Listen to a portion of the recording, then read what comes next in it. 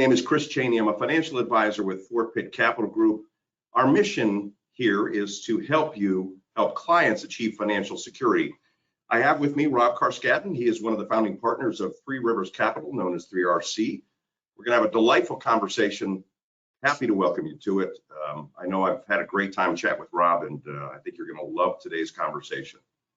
Fort Pitt Capital Group. Our commitment is to help clients achieve financial security and peace of mind through a fiduciary dedication to our clients' best interest, prudent investment management, comprehensive financial planning, and exceptional client service. In the process of that, we become the concierge for all of our clients' financial concerns. So we have a lot that we can help you address, and we will do so. Right now, just our webinars, this is part of what we offer. We're not just financial advisors, we really want to be life advisors. Our goal is to help you address all of the life questions that would have an impact in any way on financial outcomes. And that means working closely to bring you other key advisors, lawyers, CPAs, healthcare experts, investment bankers, and private equity specialists, people like Rob Carskadden. So as I said, we're going to have a great conversation today. Of course, the question becomes, who am I? Well, as I said, Chris Chaney, Fort Pitt Capital Group. I'm a financial advisor. I work with clients in particular to focus on portfolio analysis, business transfer planning, part of the discussion we're going to be focused on today, charitable giving, strategy, special needs planning, but I'm also a certified exit planner, and that allows me to focus specifically on helping business owners maximize and optimize their outcomes. One of the things we're really focused on today, but it's really one of the key foci for the firm as well. It is my great pleasure to introduce Rob Carskadden. Rob is one of the founding partners of Three Rivers Capital, along with Dale Buckwalter and Bob McGuire. And their focus is to unlock the value of closely held businesses, family-owned businesses. Their primary focus is the acquisition where they can, I love this quote, rapidly increase the value of those firms by tactfully removing barriers to their growth. Rob, I want to give you a chance here to introduce yourself. Yeah, hi, I'm Rob Carskadden. Thanks for having me, Chris, and looking forward to the next hour to have a good discussion. Just a little bit on Three Rivers Capital. We started back in 2005, and our real focus was buying companies ranging from $5 million up to about $10 million of EBITDA. And we called that the microcap space. But really the goal was, back in those days, we saw a real interesting market opportunity. And what that was the aging population and the baby boomers and the people who were owning businesses, especially in the lower middle market side, really were looking for opportunities to diversify their wealth. And there really wasn't institutional efforts, institutional money, as we call PE firms and the like, that were working in that space. And so at the time, east of the Mississippi, I think we thought there were 350,000 companies that were owned by people 55 years and older. So, we really thought that there was a big opportunity there, and quite frankly, it was proven to be true over the last number of years.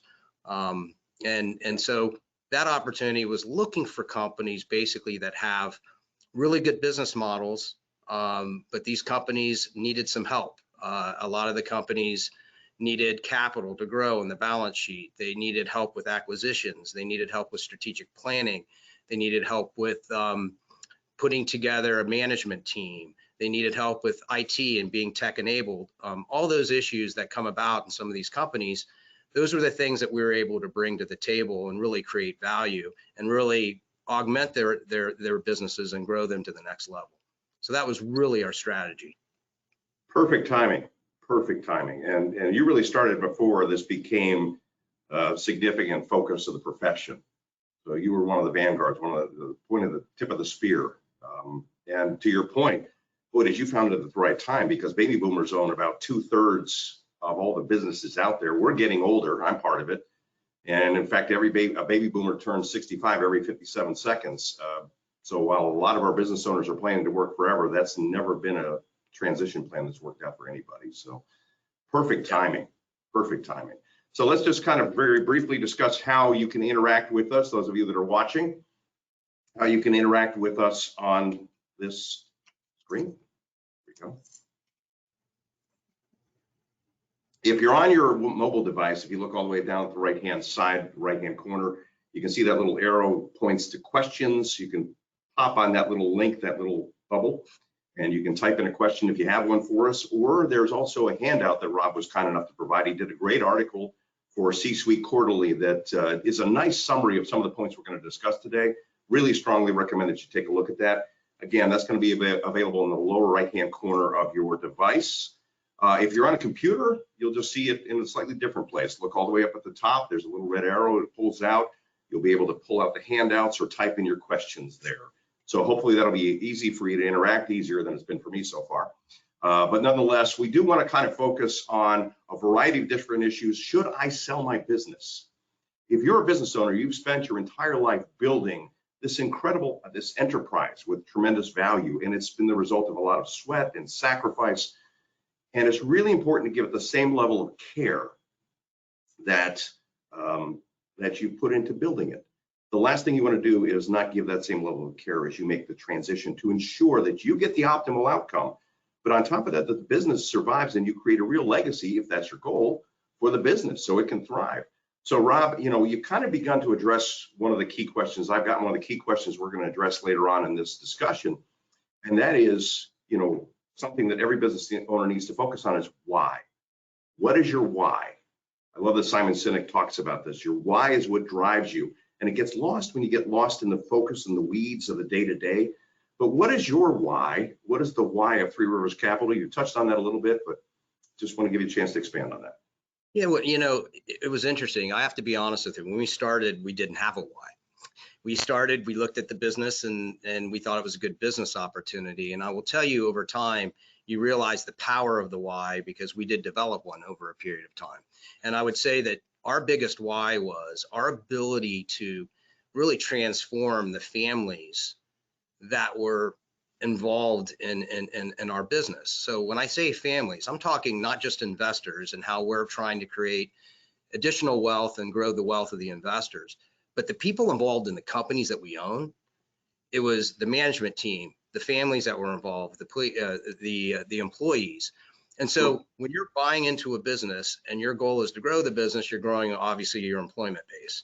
And so, you think about all the families that you're impacting, over time. And I think we did a study once. I'm trying to remember the exact numbers. I can't, so don't hold me to it. But there was probably a 75% increase in employment over a period of all the companies we've owned over the years.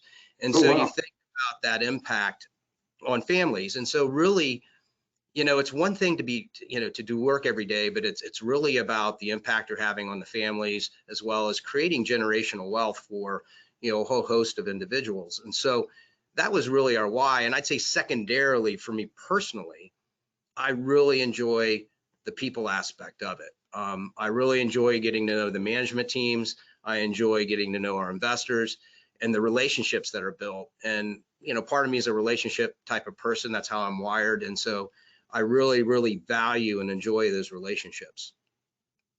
It's fascinating to me that you mentioned that you've got an increase of 75% in the employment, because a lot of business owners, a lot of very successful businesses, they really care about their employees. They're invested in them.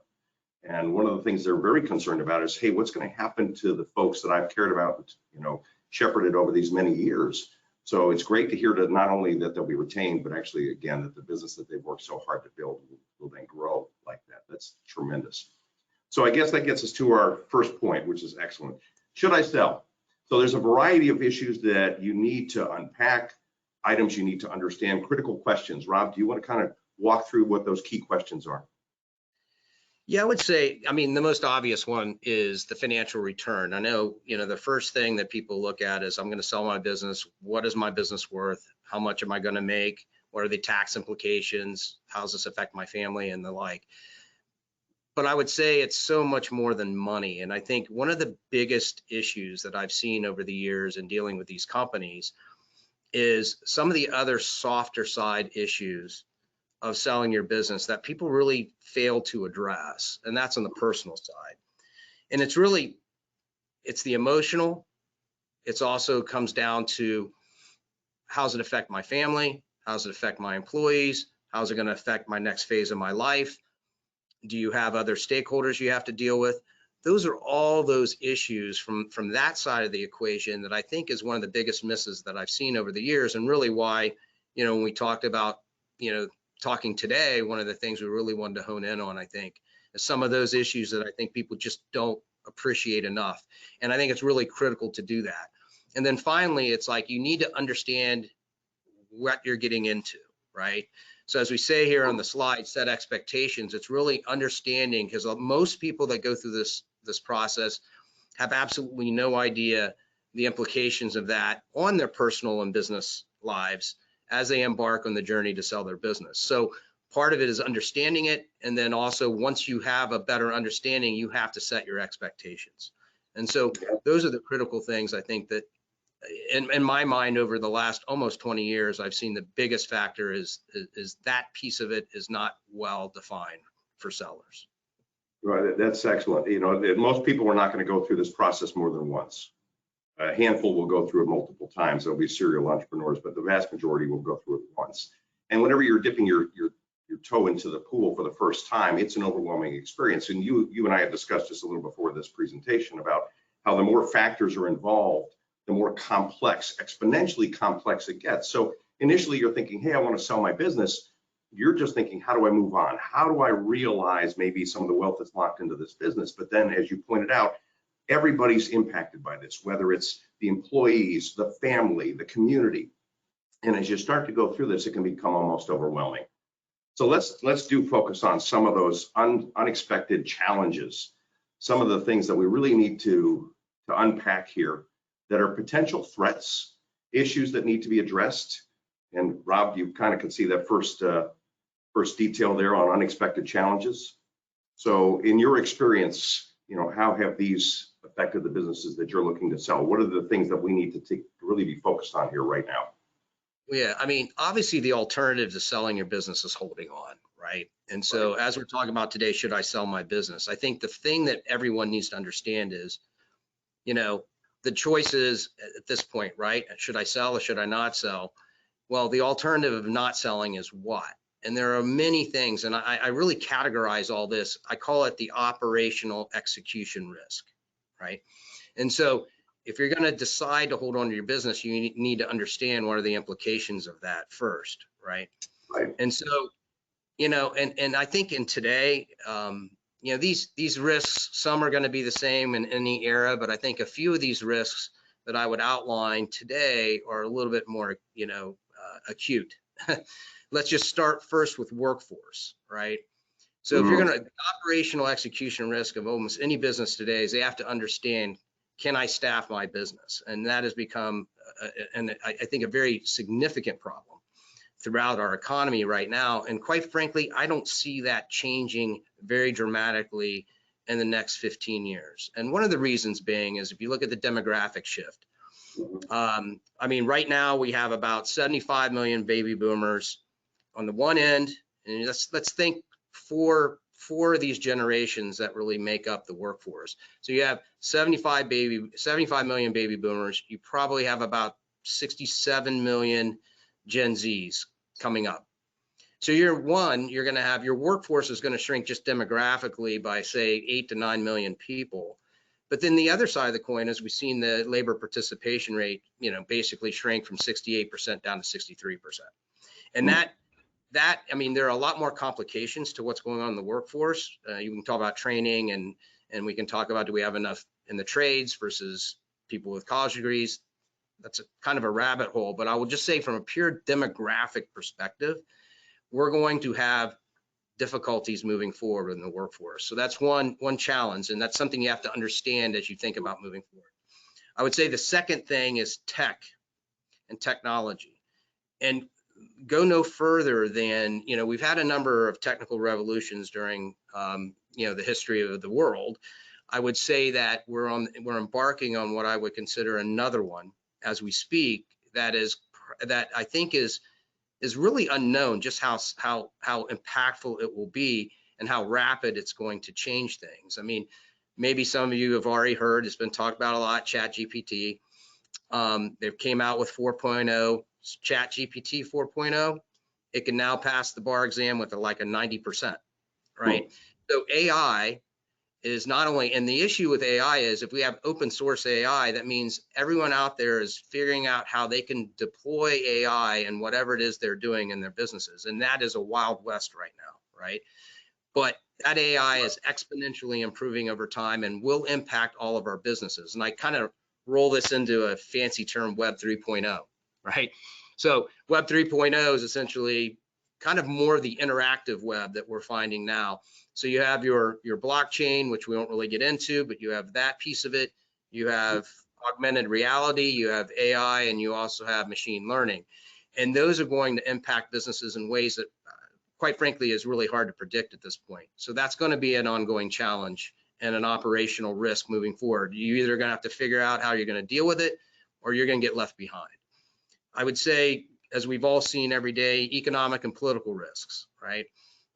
We don't really need to go into that, but we had COVID, right? We had in 2008, 9, we had the great financial recession. We had, if you think about not just COVID and the recession, but let's think about what happened with the war in Europe.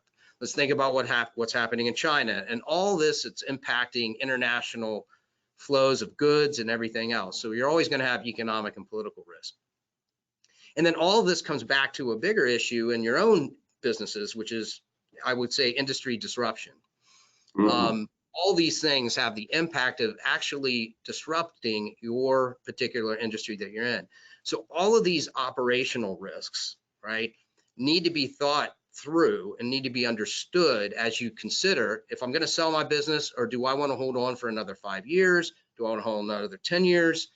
And then when I'm evaluating how much money I want to take off the table today versus what do I want to think about moving forward, there are clearly a lot of disruption, risk, and uncertainty, I think, moving forward. I think there's going to be a ton of opportunity as well, because with this uncertainty comes amazing opportunity, but it's going to make it very challenging. Then you're going to need to be very vigilant, because, as you pointed out, a lot of times these things happen to us out of our blind spots. We're not aware of them. We're not ready for them. We talked about Nassim Taleb in his book Black Swan, among other books. But the idea is that something disruptive comes along and it creates a complete shock to the system, and it takes a while to adjust. And then the danger is we get arrogant and assume, oh, we always understood that risk. We didn't. It's very difficult to be constantly vigilant and attentive to your blind spots, but that's critical. In fact, there are things we call the 7 Ds of value destruction. This is what can undermine or threaten your business, and none of these are things you might have direct control over. Distress is a common one, especially if people experience financial distress. I know in our retirement plan services department, we're constantly working with employees to make sure that they're as financially sound as possible, because if they have financial distress, they're not fully present as employees. They're not as productive. It's a constant issue with companies right now, especially as debt begins to increase and the cost of goods goes up. We're seeing people's savings go down. That's a natural consequence whenever you're entering into a recession. So taking some distress off the table where possible is important. But disability can happen. That's clearly not something that people plan on. That's an accident. Divorce, people who spend all of their time in their business, that's always a risk, is that you're going to see a relationship suffer, or there's always the possibility of divorce, death, disagreement within partnerships. You know, as Rob mentioned, disruption is a key thing, and disruption can be so unexpected. I had a fellow I was working with who had a business that received an offer to sell for $70 million. This is back about 15 years ago. Felt he could continue to do better on his own, and given how profitable it was, it made sense. Within 2 years, technology had rendered that completely obsolete, and at this point, subsequent to that, he couldn't even sell his equipment because it no longer was meeting the need of the market. Diversification, this is a key issue that can cause a lot of disruption. So we see a lot of, probably the key risks to most business owners is a concentration in terms of talent. You know, if the business is dependent on the owner and the owner walks out the door, there goes the value of the business. It's one of the key risks to any business owner succession. If you've got a concentration of assets, most business owners have almost all of their money invested in their business, and it becomes really important to start building wealth outside of that pocket. Customer concentration, that can really undermine the value of the business when you're looking to sell it or try to transition. In fact, it can limit it to just a couple of things, like, you know, an acquisition by the actual customer. So there are a variety of things that need to be anticipated, some of which are just difficult to anticipate. So as much as possible, you try to de-risk your business to protect your business. So that's one of the things we want to focus on. But that's only one of the issues that we've got to consider when we're looking at selling your business. Rob, we've got 3 different cycles here. So let you unpack those. Well, I was going to say, obviously the business cycle, and that's the first risk. And so when you're timing this, I always say it's a fool's game to time anything, time the market. It's a similar, I give an analogy with, we never let tax or tax law drive strategic decisions, because tax law can always change. It's a fool's game to try to predict. And I would say the same for, the business cycle. But I think these charts here are really telling, because what you're going to see is they're not in sync, are they? Right. Right. And so the key takeaway is your capital market cycles can be a lot shorter sometimes than business, like you said, your business life cycle chart. But then when you look at your personal chart, that's fairly steady. We all know where that's going, right? So the question really is, it's hard to find when is the right time to transition. And sometimes I tell people timing is kind of a fool's game. I think it really has to do with, you have to go back to what I said earlier, which is do a deep dive into yourself, understand what your goals, aspirations are for the next phase of what you want to do, and hone in on that.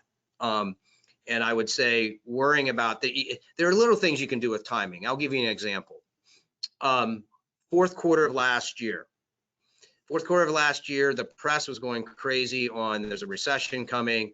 We had rising interest rates. You had this kind of environment. I would say that, okay, there are certain situations where maybe it's just obvious, maybe now's not the time to go to market, right?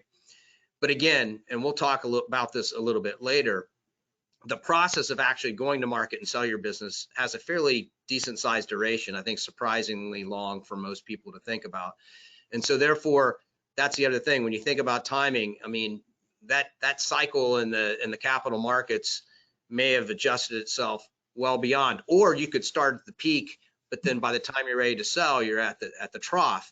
And I will tell you, a lot of transactions in the fourth quarter did not get done because exactly that dynamic. I mean, you had interest rates going up, people were signing what we call letters of intent, to sell their businesses. And then by the time they got through diligence over a period of a number of months, the business cycle, interest rates went up, banks were pulling back, and therefore, the deal that they had cut just a few months ago was getting what we call retraded, or the deal was getting redone because the economics had changed. So it's always one of those things that can come and go during that period of time that can either make it more attractive or less attractive. So it's just more emphasis that I need to make to everyone here is that you got to hone in on your own, goals, what you need out of it, what you want out of it, and focus on that and spend less time really worrying about timing, because it's just really, really hard to predict. And I think when you do it, more often than not, you're wrong. Yeah, absolutely. And you brought up a great illustration. It was one that's just so recent, because you went from the Fed raising rates at 3/4 a pop every month last year from July on. And as a result, your cost of capital went up sharply over the course of the year. And you and I were just chatting about an opportunity that you had taken a look at, where the valuation beforehand, when your cost of capital is very low, is one thing, your profit margins are healthy, and then all of a sudden the cost goes up, inflation goes up, profit margins go down, you've got a very different business. So as a consequence, the valuation radically changes within a period of 6 months. That's kind of shocking. So yeah. Go ahead, please. Oh, I was just going to say, I mean, this is one of the dynamics I talked about earlier on business risk. I think is a good illustration. Yeah. We were looking at a business in mental health, and the average cost of a provider went from $55 a visit all the way up to $75 a visit in 3 months. We had huge inflationary pressures in that particular segment of the market, because there is a dearth of providers out there.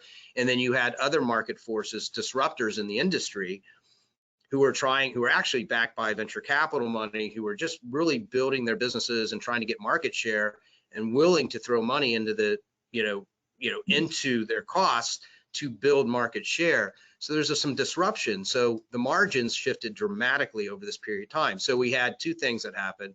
Our cost of capital went up, which usually means that your value goes down. We also had margin compression, primarily because of the cost of providers and inflation that was happening on the cost of providers. And so that entire deal looked very, very different 3 months later. So it's a good illustration of some of the disruption that I was just talking about earlier. It's truly amazing how quickly things can shift, especially in a very dynamic environment. So, one of the key things that we found and this goes back to one of the items we touched at the beginning, is when a business owner is looking to transition, the one critical element is defining outcomes, identifying your why. Because you mentioned it, the soft elements of a business sale can really undermine, if you don't address them in advance, they can really undermine the success of that deal. I'm sure you've seen it, Rob, plenty. You've got lots more iterations of this than I do. But I have seen it where a business owner has not yet identified their why. I've got to have a reason. I've got to have something to, as I say, retire to, not just retire from. What is my second chapter going to look like? How do I define it? Whatever the motivation was that got me in the business probably is going to be a key priority for me when I move on to my next chapter. And learning how to identify that is critical. Otherwise, you get to the edge of that abyss, you're going to step back. You'll find a way to undermine the deal, and suddenly you don't have a business transition. So, Rob, you've dealt with this a great deal in terms of the why, because that's probably one of the most critical things that people don't anticipate, don't address, and it can undermine the success of any deal. Yeah, I think I was alluding to it a little bit earlier. This is probably one of the most important things that people don't do. If you're an entrepreneur, selling your business is as much or more an emotional decision as a financial decision. If I could say anything after doing this for 17 years, I will tell you it was the emotional side of this is really, really significant for these sellers. And so I think this, as a seller, you need to understand, and as a business owner, think about it for a moment. You've built this business. You have family members potentially in the business. Your employees may or may not be people you see at the club, people who are or people you see at the your local store or have coffee with. A lot of these companies are in the smaller towns, so you have these relationships. It's more of a family environment. You also have a situation where every day you get up, you may go into the office, you have your coffee, you go talk to 3 or 4 people in the morning. It's part of your daily routine, right? And so for a lot of owners, they don't understand that dynamic, that someday when that goes away, what does that mean for them? Because sometimes they don't realize how much that routine and them being there every day and what they do and the people they see, and they get a lot of value personally out of that, right?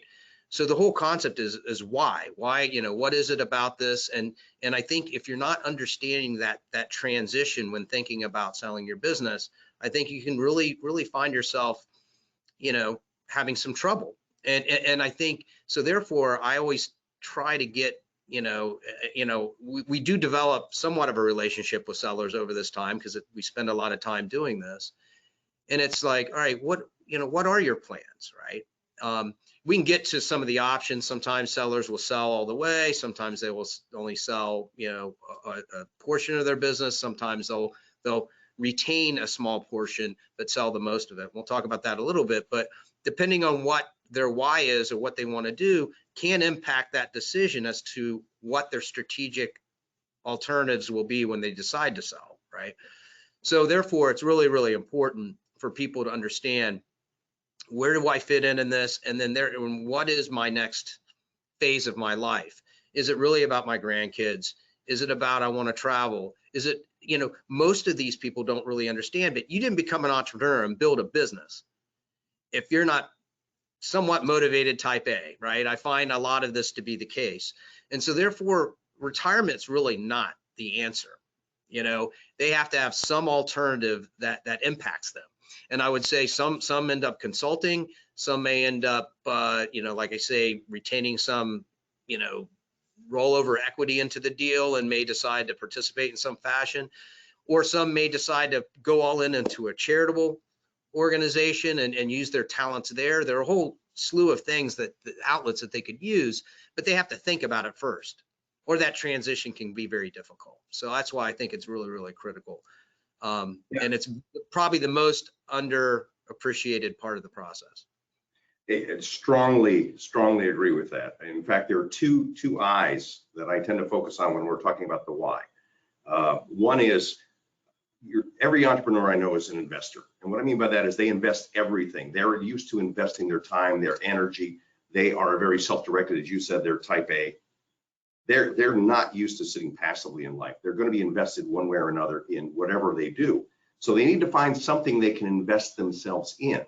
Maybe it's family, maybe it's travel, maybe it's other interests that they've never had an opportunity to pursue. Maybe it's charitable, efforts. But regardless of what it is, they need to recognize that they're going to find a need to invest themselves somewhere. The second is identity, and you just touched on it. You don't realize the degree to which that business has formed your identity in the community, and you get self gratification and meaning from this. One of the things Rob and I talked about earlier was Viktor Frankl's book, The Man's Search for Meaning, and the idea being that people can survive almost any what if they have a why. You can survive almost any circumstances as long as you have a why. Finding what that why is so critical.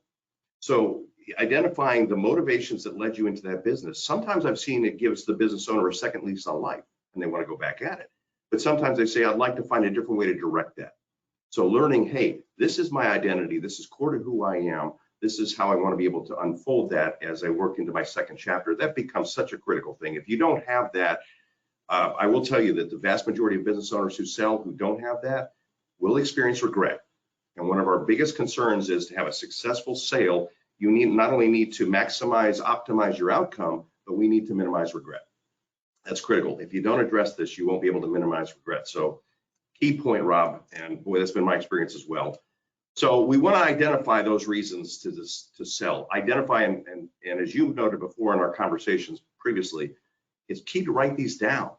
It's important to actually write them down where you can reflect on. So I'll let you kind of address this and tell it. Sure. We basically discussed, some of these are pretty obvious, but you talk about the diversification of wealth. So when we go and meet with sellers, these are usually the major reasons, right? They want to diversify their wealth. You've put your whole life into this, right? And in most cases, some people have taken a lot of money, they've made a lot of profits, and so they've been able to take a lot of money and distributions off the table. But really, a good chunk of the wealth of their personal wealth is in the business itself and locked into that business. So this is primarily a diversification play. I would say there's also multi-generational concerns that go with that wealth that's locked in there, right? So you may have grandkids, or you may have trust issues, you may have tax issues. There could be multi-generational concerns here that you have to really think about, because as we look at that other chart, which talked about your life cycle, you may, depending on where you are in that on that chart, you may or may not have that much longer to put all this together for your family and take care of them. So there's usually some of that goes on, which really is part of diversification of wealth, right? Sometimes there's family concerns. I've seen situations where businesses, they may be second generation businesses, right? Where you may have a bunch of, the second generation family members are now running the business. You may have 10 cousins. There's 2 that are working in the business. You got 8 that aren't, and you have 8 that want to just get distributions all the time. You have 2 here that want really to grow the business, keep the money in the business because they have bigger. And so there's a disconnect among the second generation family owners, right? And so selling is a way to kind of, clean that up and say, look, we can sell the business. Maybe the 2 that want to run the business stay on, the other 8 get their distribution through a sale, and they can move on, diversify, and then these individuals can then run the business the way they want. So sometimes that's what we see. Other times it's preserving their business legacy, and in many cases, some companies just don't have someone to hand off to. There's no family members running the business, and that business is really important. Let's say that business may be a huge employer in one of the small towns throughout this country, and many are. They want that business to continue, and they want to to preserve that legacy of that business and preserve the employment and the business continuation of that. And also, it's just something that someone built. You're proud of building that, and you really want to see it move forward. You don't want to see it, kind of go by the wayside. So there's some of that plays into it.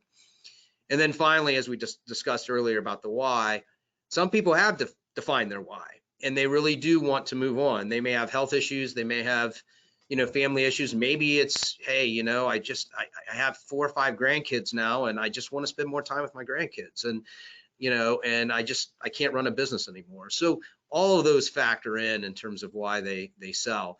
I'd say the number one is probably the diversification of wealth, and I'd say the second one is probably the business legacy, meaning there's nobody else really to hand that business off to.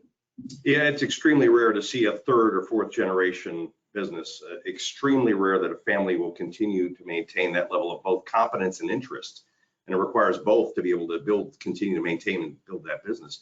To your point about diversification of wealth, it's funny. I remember talking with one business owner, and of course the illusion is, because you've been so closely identified and so intimately involved in the management of that business, the illusion is that you've got a lot more control than you think you have. We talked about the disruptors earlier in the discussion, but I told him, I said, well, if you were to take all of your money and put it into one penny stock, how would you feel? It's like, I wouldn't do that. It's like, those penny stocks are bigger than your business. That's what you've done. We've got to build diversification, and part of it, we try to do that with business owners immediately by setting up retirement plans, by helping them to build wealth outside of their business. But over 70% of the average business owner's wealth is tied up in that business. So if they can't find some way to unlock that, they're kind of stuck. And the last thing you want to see is just sort of an orderly liquidation where they have to step out and just it passes, especially as you noted, when you've got a community where in most communities, the small business is the lifeblood of that community. Yep. People just take it for granted, but they're the ones who support the softball team, the local, churches or synagogues. They're the ones who are so actively involved in the community. Now, in addition to employment, the family concerns, I do want to touch on that too, because especially if you've got multiple children, you might be lucky to have one who has an interest in it, but how do you balance that share? I've got, give you an example. I mentioned, Rob, we just chatted before, you've got one son or daughter who says, yeah, I have an interest in the business, but 3 who don't. And they've got competing claims. The 3 who don't just want income, and the one who does is trying to grow the business. And it creates an imbalance that, as anybody knows, as soon as money gets involved, it amplifies whatever frictions exist inside that family. So, and by the way, that's a really good point, Chris. And that, we didn't really talk about this much, historically here, but I've seen, money tends to really cause some issues sometimes within families, especially 2nd, 3rd generation. So, that's really something to consider. And sometimes something like this can clean that up. And maybe that's a motivator too. Part of your why is I want family harmony, but I tell you, I've seen a lot of that as well. Yeah, I've seen too many families that become this, they divide, and it's tragic. And that's unfortunate, because it was the family unity that brought the business together to begin with. And that was part of the why, oftentimes unspoken, but absolutely part of it. So we do need to define the outcome. We kind of talked about some of this. I'll just quickly address the financial side. One of the things that traditionally, when I sit down with somebody to do planning, especially succession planning, is we say, what is your magic number? How much do you need to be able to realize from the sale of this business in order to realize your goals? One of the funny things I've often found, and it is almost reflexive, is when I ask a business owner, do you know the value of their business? A lot of times they don't. But on occasion, when they do tell me, well, I think it's worth this much, it always tends to magically be exactly what they need to retire, which may have nothing whatsoever to do with the actual marketable value of your business. So one of the things we recommend is give us as much runway as possible. Give me as much time as possible to start building those assets outside, to be able to, by the way, we talked about those risks, those disability or death, making sure that you've got adequate protections and actually risk management in place to cover what happens if we lose a key person. Key man insurance is one of those key elements that should be part of your arsenal. So we want to take a look at all of this beforehand. But Rob, I got to imagine when you step into a business, you're going to automatically do a very thorough audit and take a look at that business and say, I want to understand all the risks, because a buyer is looking at the risk side of that equation. They're looking at the opportunity. They're going to examine every nook and cranny. So, you're going to want to take a look and say, hey, have you made provisions to take some of these risks off the table? Well, But that's within the internal financial element. Go ahead. yeah, no, I mean, again, I think I think this is a little analogous to what we talked about earlier when it comes to timing and everything else. I think it's important that you understand what you need and your goals. I look at it almost as your baseline, right? Understand what it is that you need, understand your goals first. You should work with your financial advisor to understand that. I mean, I don't know, if you want a big house and you want a vacation home in, Park City, Utah, or whatever it may be that you want, it is what it is. Work with your advisor and understand what it is that you really think you need, okay, to fit that lifestyle. And that's really kind of, and without that kind of stake in the ground, when you start talking about selling your business, things, who knows? I mean, and we may talk about this a little bit later, but valuation is kind of a tricky thing. And so I think it's really important for you to anchor yourself into what it is that you need and think about everything else as potential gravy. And it really will, it's a much easier way of going about it, because I've seen in my career, like, it seems more than you can imagine. People's expectations are set at certain levels that aren't quite reality. And, everyone, it's your baby, right? Everyone thinks your business is the best and is worth the most. And it's understandable, right? You're kind of in your environment and you've done well with it. But I think it's really important for people to understand that there are so many factors that go into how your business is going to get valued, right? And that's a whole podcast or webinar in and of itself, right? But I mean, some of the basics that you need to think about are, one, it comes in what industry are you in, right? And what are the dynamics of that industry? How is that industry actually growing? What are the margins in that industry, right? What's your competitive environment look like? How do your customers, do you have customer concentration? I mean, one of the biggest things that we deal with in what I call the lower middle market area, the smaller businesses, is, look, these businesses were really started by a keystone or cornerstone account, right? That really got them launched and helped fund them to grow and become who they are today. And so, a lot of times there's customer concentration, and that can be risky, right? Because if that customer happens to go away, that's a big part of your business that can go away. So someone who's looking at your business and valuing it wants less concentration. They want more diversity of customers, right? All these factors go into it. Finally, the factors we talked about before is how high are interest rates. When a buyer is going to buy your company, they're going to get bank debt to buy your business, just like a mortgage, right? So if the mortgage rate goes up, right, the cost of you owning that house is now going to go up. What's going to happen? Typically, if you're selling the house, the value of that house may end up going down a little bit because people can't afford it anymore, because now their mortgage rates have more than doubled. So it's a very similar impact when it comes to businesses. So valuation is tricky. And like I said, that could be a whole webinar, but it's setting the right expectations and understanding it. But first and foremost is understanding what you need and not getting, I would say, not bamboozled, but a lot of investment bankers and a lot of people who are brokers who are trying to sell your business, they're trying to win you over to represent you to sell your business. So they're going to tend to be optimistic. And I would just always caution people to be skeptical and realistic, but that first starts with, where do I put a stake in the ground? Right. So that kind of leads right directly to that. What's the industry outlook? What are your margins like? Everything that you mentioned, critical to sort of assessing the real market value of your business, and as much as possible defining the parameters of that, because that's reality. It's not necessarily, it might be great to get the number that you need for retirement, but that may or may not have anything to do with the value of your business. And these other elements are key in assessing it. And that's only going to be determined not only when you do a market-based appraisal, but when you do a market-based appraisal as a potential buyer. Again, you pointed out, you've got these business brokers, and they will perhaps potentially inflate the profits or price of the company as a way of trying to induce you, but they're overselling, and that's always a risk. So, what are the options? When we take a look at how do we successfully move somebody on, what are the options? What are the things that we want to take?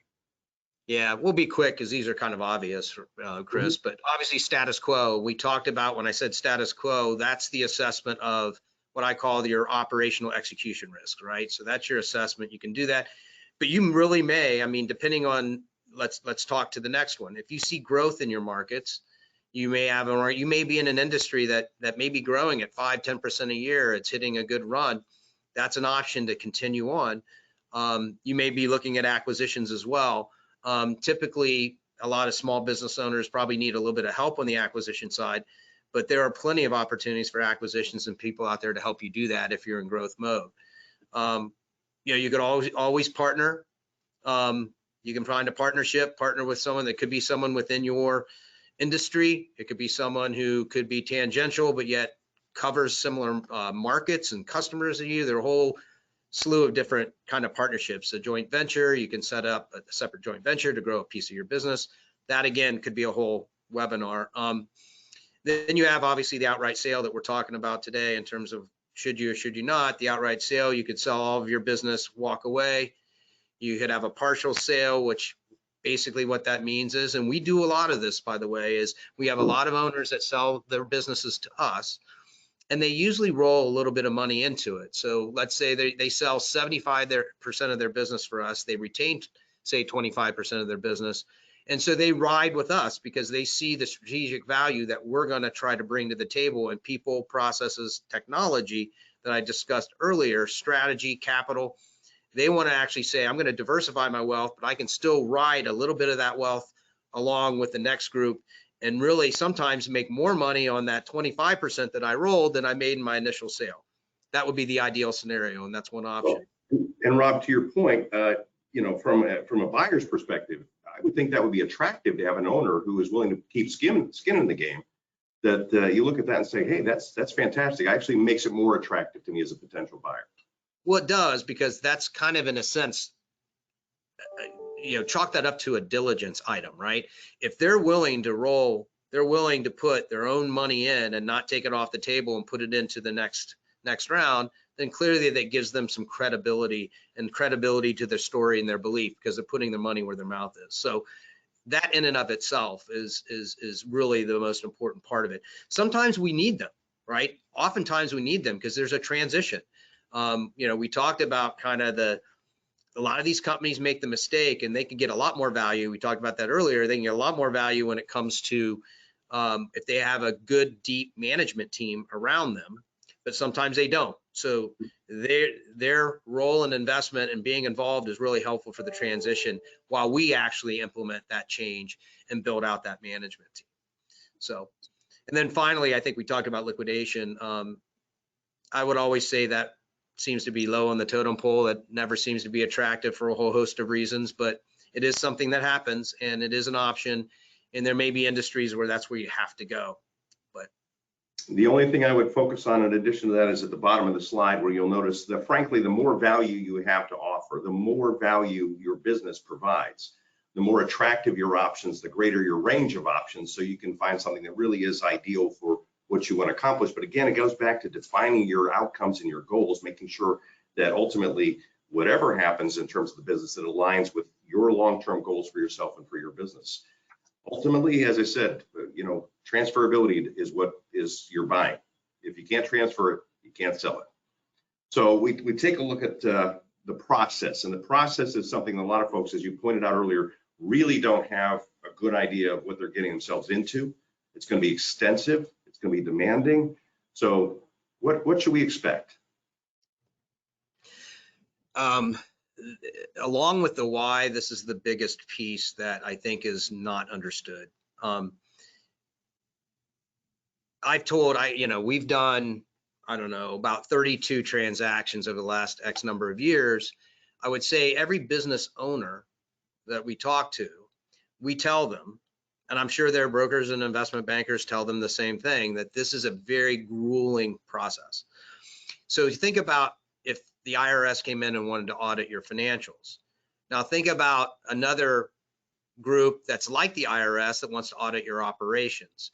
Think about another group that's going to audit your sales force and how you go to market and sales. Think about another group that's going to come in and look at what about your supply chain, and so on and so forth. So what's grueling about it is the fact that it's always more effort than you would ever realize. And people are going to look at your business. They're going to rip it apart. And always what I tell people is do not take it personally. No one has a perfect business. No one expects a perfect business. The buyer doesn't expect a perfect business, but the buyer needs to know what they're stepping into, right? They expect it to not be perfect. They just want to understand what it is they need to be ready for to fix. And so therefore going through this process can be grueling because you're like, I got this great business, love my business. And then all of a sudden someone's coming into you and pointing out everything that's wrong with your business. We're back to the emotionalism of it. We're back to the pride. We're back to all these things that factor in. So, you know, the whole idea is it's a really, really difficult process. And one of the other mistakes that a lot of people make is they decide that they want to keep that circle tight. They don't want anyone to know they're selling their business. So you're trying to run your business day to day. You're dealing with multiple, what I call audits, right? And then, oh, by the way, you're doing it all yourself. Maybe you bring a CFO or a controller in, but you're doing all this work yourself. It is overwhelming. Everything suffers. So one of the biggest mistakes is not bringing enough people in early enough to assist you in helping through this process.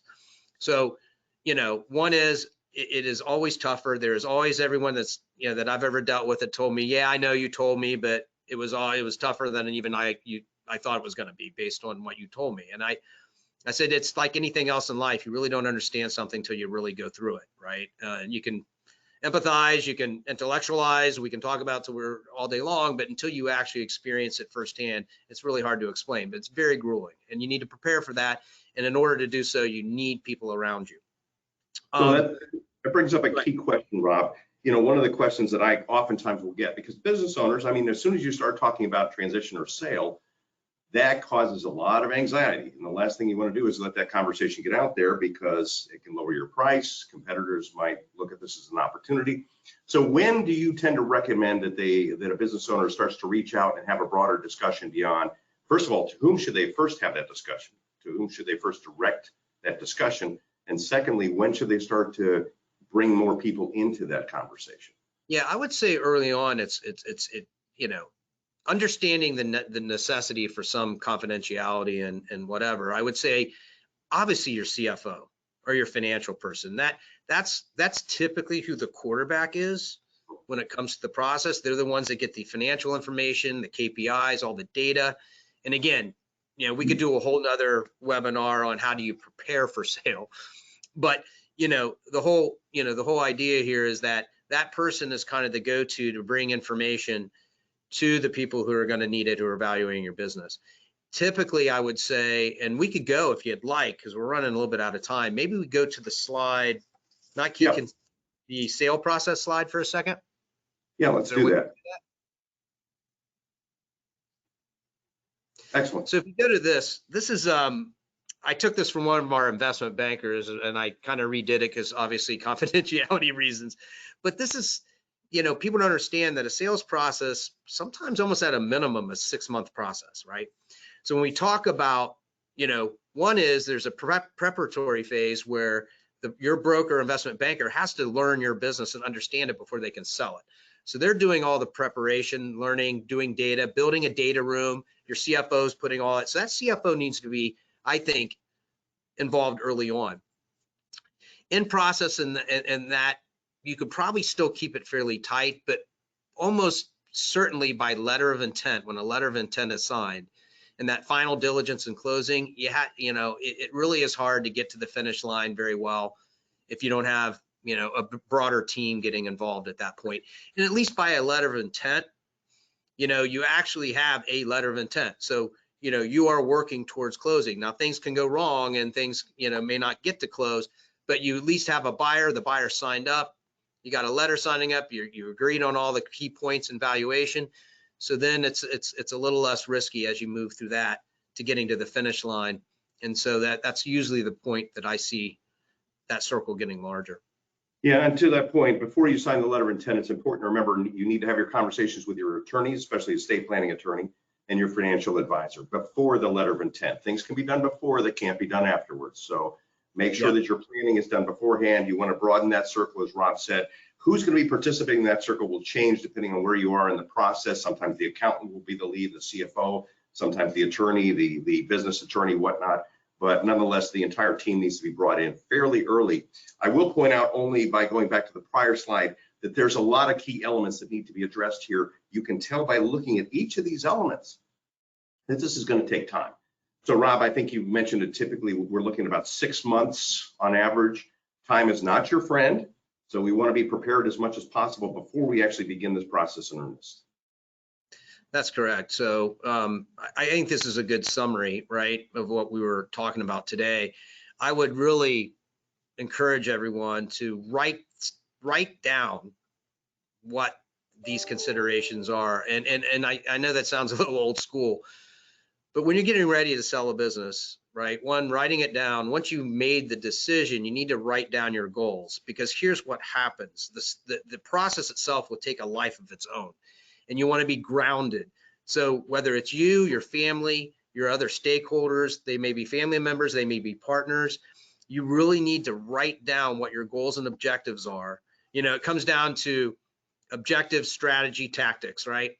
You got to get those objectives down first and everyone agree to it. And that will ground everyone, because the process can sometimes take a life of its own. And so people could change their mind, or what it's like, this is what we agreed to. Let's keep the discipline together. But anyway, all of these elements, I think, or in summary, are important, right? What are the key drivers that, why are you desiring to sell? Do you have your team? And I think the accountants and financial are important, because tax implications are important on how you structure a deal. So you want your accountants in early before you sign a letter of intent, because that letter of intent will necessarily already have kind of laid out what the structure of the deal is, and you need to understand those implications. The process for transition, well, that could be anything, but one would be, are you staying or you're not staying? What is it that you want out of your life moving forward? Are you going to, step away? Are you going to stay for 6 months to help the transition? And again, as you go through all this, it looks like we're running out of time here, Chris, so I'm going to kind of shorten it up. But, sure. I think the bottom line is, these are the other issues that people usually don't think about that I think they need to consider. And I think you need to write it down, and I think you need to focus on your why. And if you don't have all those done, those are the big mistakes. You're going to make a mistake. Well, Rob, thank you. We do have some questions.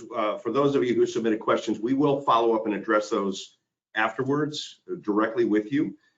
So I really appreciate your time, Rob, just to have the opportunity to highlight and discuss your expertise. This is such a critical issue for so many business owners, and I really hope they'll avail themselves of your expertise and what you bring to the table.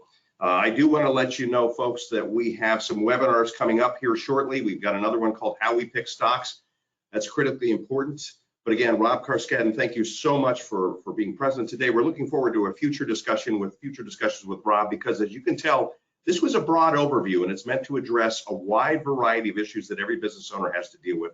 We can then drill down into depth, so that you can get a better understanding of what the process is and how to get the best possible outcome. I do want to just thank you very much for the opportunity to have your time today. Hope it was a benefit to you. And again, please just see all the disclosures regarding Fort Pitt. We thank you again for your time. Thank you so much. Thanks, Rob.